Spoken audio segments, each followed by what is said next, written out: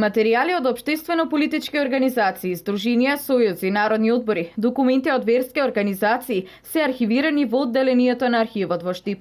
Едни од најстарите документи лоцирани во депото датираат уште од 19 век. Меѓу нив се свидетелства со учителскиот подпис на Гоце Делчев, документ од назначувањето на првиот учител по музика Сергеј Михајлов, како и многу други. Христо Димитриев, овој издадена диплома во 1890 година.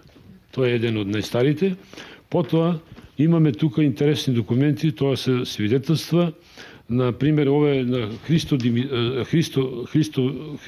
Пане тоа е, во Штипско Ново село, каде е бил учител, и ова е уште едно исто така, само ова е учебна година 1894-95 година, со подписи на учител Гоце Делчев, тука на повеќе предмети.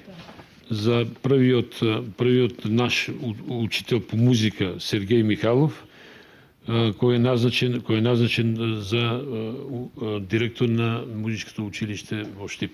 Архивот располага со околу 8560 архивски кутии, а како што ни информира раководителот, граѓаните најчесто бараат документи за имотно-правни работи. Граѓаните најчесто барат од имотно-правниот карактер. Да речеме, барат одобрение за градење, локации, решенија за додвојување на плацови, проекти и така натаму.